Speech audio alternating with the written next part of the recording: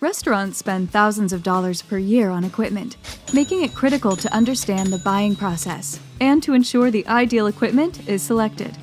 Our team at Zanduco Restaurant Equipment and Supplies has great experience in this area of the marketplace, and we're highlighting our top tips to buy kitchen equipment in Canada. Number 1. The latest reviews. One key asset available to those shopping is the online review. Once reviewed, you can ensure that it provides you with the right value for money.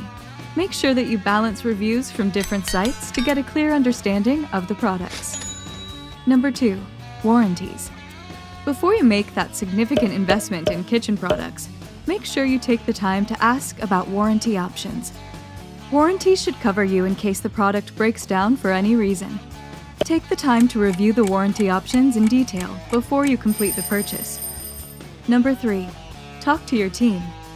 One of the leading mistakes many business owners across Canada make when they buy kitchen equipment is they don't consult their kitchen staff first. Listen to your kitchen teams to assess their needs, and then choose equipment that is designed to correspond with their needs directly.